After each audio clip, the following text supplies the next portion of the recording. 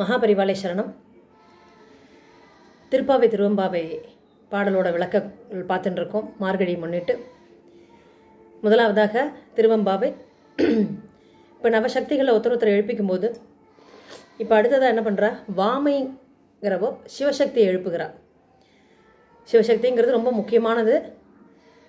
ஒரு என்ன சொல்கிறது, சுத்த மாயையை ஆசிரியிக்கிற மாதிரி பிரகிருதியில் விகிருதியான ஆத்ம தத்துவம் நடத்துறதுக்கு பொருட்டு என்ன சொல்கிறா, அந்த சிவசக்தியை எழுப்பினாதான் அது நடக்குங்கிறதுக்காக அவளை நோக்கி கதவுகிட்ட வாமை பேசுகிறதா இதில் கொடுத்துருக்கு.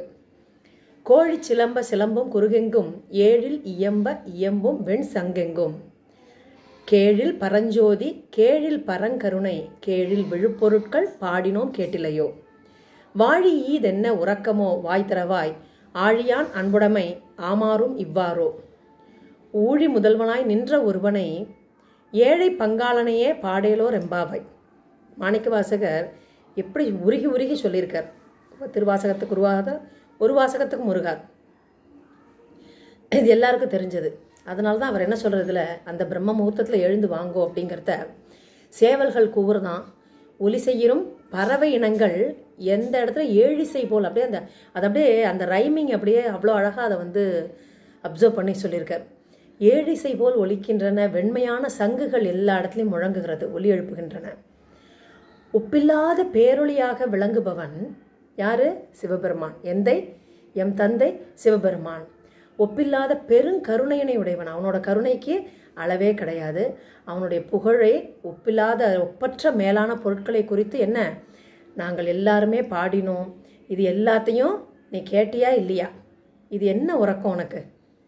அந்த புகழை பாடுறோம், சங்கம் ஒலிக்கிறது, பறவை இனங்கள் கூவுகின்றன, இத்தனை சத்தம், இத்தனை அவனை பற்றின புகழை பாடின்னு இருக்கும்போது உனக்கு என்ன உறக்கம்? நீ வாழ்க, அதாவது நெகட்டிவாக சொல்லாமல் நீ வாழ்க, உன்னோட உறக்கமும் வாழ்கிற கதையா. இன்னமும் உன்னோட வாயில் திறந்து அவனை நீ பாடுறதுக்கு நீ வரல. சக்கரப்படையினை உடைய யார்? சுதர்சன சக்கரத்தை வச்சுருக்கிற திருமாலோட அன்புடைமை ஆகுமாறும். அவனுடைய அன்பு கிடைக்கணும்னா யார்? சிவபெருமானும் நம்ம வணங்கணும். ஆகுமாறும் இவ்வாறு தானோ, இந்த மாதிரி தான் நீ அந்த மாதிரி அந்த திருமாலோட சக்கரப்படையை வச்சுருக்கிற திருமாலோட அன்பை பெற வேண்டும். இப்படி தானா ஊழி காலத்தை அனைத்து அழிவெய்த தான் மட்டுமே உருவாகி நின்ற ஊழி காலத்தில் எல்லாமே அழிஞ்சு போகிற சமயத்தில் தான் மட்டும் ஒருவனாக நிற்கிறவனை, ஏழைகளோட பங்கில் எப்போதும் இருக்கின்றவனை, ஏழை பக்கம்தான் இருப்பாராம் சிவபெருமான். யாருக்கும் எது இல்லையோ அதை கொடுக்கறதுக்கு உண்டான ஏழை பங்காளனாக இருக்கிறவனை எம்பாவாய் நீயும் எம்முடன் பாடுவாயாக அப்படின்னு சொல்கிறா.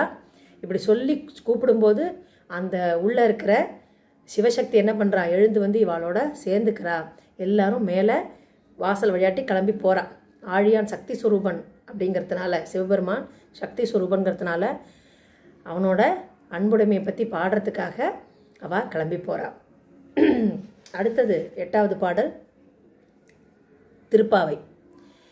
கீழ்வானம் வெள்ளென்று எருமை சிறு வீடு மேய்வான் பரந்தன கான் மிக்குள்ள பிள்ளைகளும் போவான் போகின்றாரே போகாமல் காத்துன்னை கூவுவான் நின்றோம் கோது கலமுடைய பாவாய் எழுந்திராய் பாடி பறை கொண்டு மாவாய் பிளந்தானை மல்லரை மாட்டிய தேவாதி தேவனை சென்று நாம் சேவித்தால் ஆவாவென்றாராய்ந்து அருளேலோரெம்பாவாய்.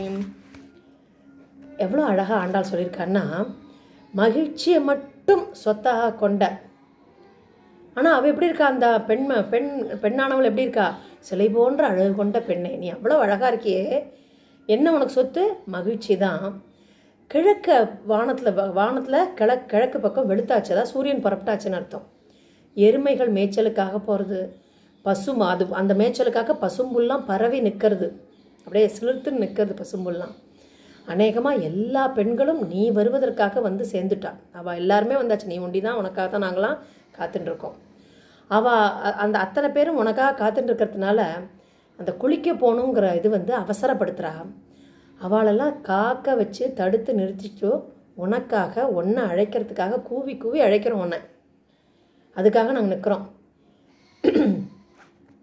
கேசி என்னும் அரக்கன் குதிரை வடிவில் வந்து யாரை கிருஷ்ண பரமாத்மாவை கொல்ல வந்தபோது அதோட வாயை பிளந்து கொன்றவனும், கம்சனால் அனுப்பப்பட்ட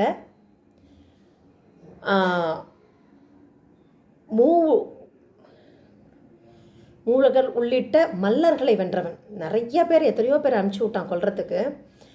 அந்த அவளெல்லாம் கொன்னவனும் தேவாதி தேவனுமாகிய ஸ்ரீ கிருஷ்ணனை நாம் வணங்கணும். அதுக்காக என்ன பண்ணணும், அவன் நம்ம வணங்குறது, நம்ம சவுண்டு, நம்ம சொல்கிற அவன் நம்ம நாமா உச்சரிக்கிறத கேட்டுட்டு அவன் எப்படி வரணும், ஆணு அலறிண்டு வரணும். அவனே வந்து நமக்கு பறை தருவான், அவனே வந்து நமக்கு அருள் கொடுப்பான். அலறிண்டு ஓடி வரணும் நம்மளோட சத்தம் கேட்டு. அதனால் பெண்ணே நீ உடனே கிளம்புவாயாக அப்படின்னு பாடி முடிக்கிறா ஆண்டாள்.